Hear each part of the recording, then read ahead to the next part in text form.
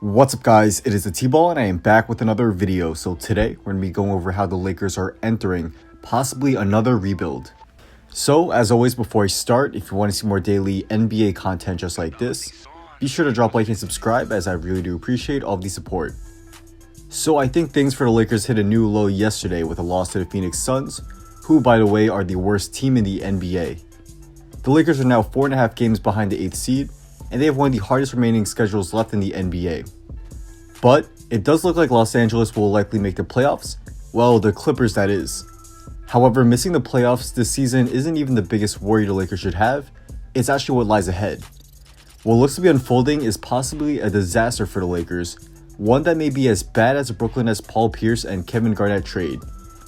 So we'll take a look in this video what a likely yet horrible scenario for the Lakers may occur this upcoming summer.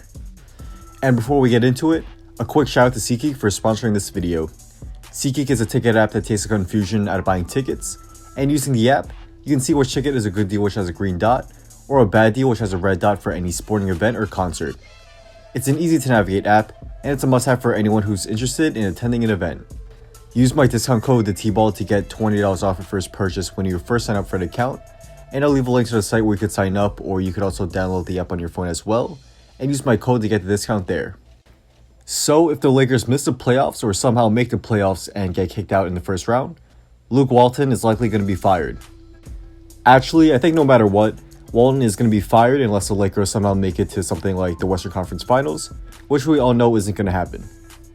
So Walton has done a relatively poor job for the Lakers as a head coach, and while I don't think it's all his fault for the Lakers' poor play, he's going to be the scapegoat.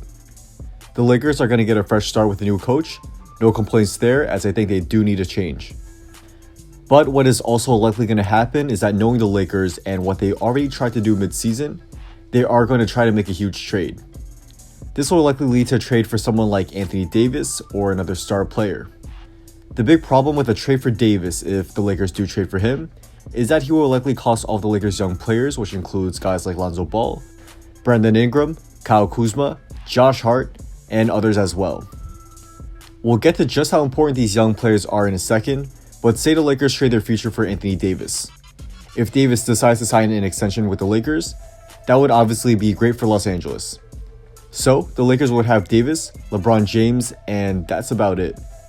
The Lakers will have trouble signing another star after the circus season, and I think this has been the year where it was exposed just how hard it is to play next to LeBron James at times. LeBron is an amazing player and all, but he does need certain types of players around him. We've seen a lot of players need to adjust their games playing next to LeBron, and they have been heavily criticized, such as Chris Bosh and Kevin Love. So with this in mind, I think a lot of players would likely not want to come to LA to dodge the criticism that comes with playing next to LeBron. So in this scenario, the Lakers will likely be stuck with LeBron James, Anthony Davis, and a couple of one-year rentals for next season, and while I do think that should be enough for a playoff team, it doesn't paint a bright future for the Lakers at all. And this is because LeBron is in decline, as we have seen this season. He's still easily a top player in this league, but he can no longer just pull a team to the playoffs all by himself. And don't get me started with his defense, where he has been exposed multiple times for legit standing around and putting no effort. Once LeBron James eventually retires or just declines rapidly, the Lakers will be without much of a future. They will have a prime Anthony Davis, which is a great piece to have, but besides him, they won't have much else. If the Lakers aren't able to sign more stars in free agency when that time comes, they'll be stuck with Anthony Davis and a bunch of rental players, which will likely never be enough for a championship team. But let's even say the Lakers are able to sign another star to put next to Anthony Davis. The big problem with this is that it will take a lot of time to build the necessary chemistry to consistently win. And I think this is the main point of why the Lakers will be going into another rebuild if they trade all their young players away. It all comes back to chemistry, and all championship teams have that. We obviously saw this with the Warriors over the past few years with their core of Curry, Thompson, Green, and now Durant, and the up-and-coming Bucks have a great core of Giannis, Middleton, Brogdon, and Bledsoe. It took time for these teams to grow together and develop, and that's why I think the Lakers should probably keep their young players together. I do admit, I am probably higher on the Lakers core than many others, but I want to point out just how well Ingram especially has been playing as of late.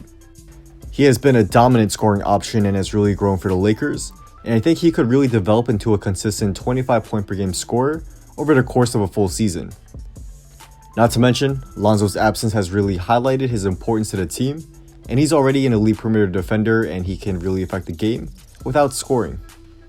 Kuzma is a dynamic scorer who I think will be great as a scoring sixth man, and Josh Hart could become one of the NBA's best 3-and-D players in the future.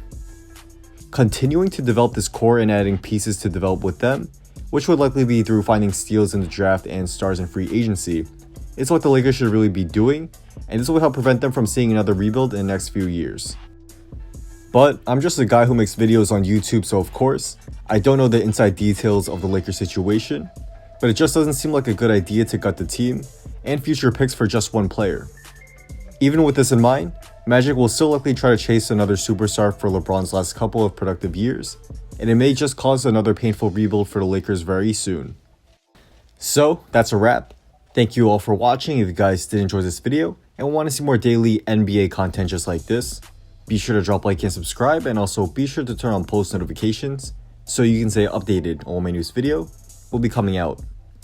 Also, follow me on Instagram and hit me up if you want to talk about basketball, business, or have any video ideas you want me to do. Let me know as I do try to get back to all you guys there.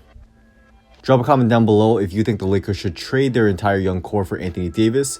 Do you think it's a good idea? Let me know down in the comments below. As I do read all comments, I'm definitely interested to see what you guys have to say.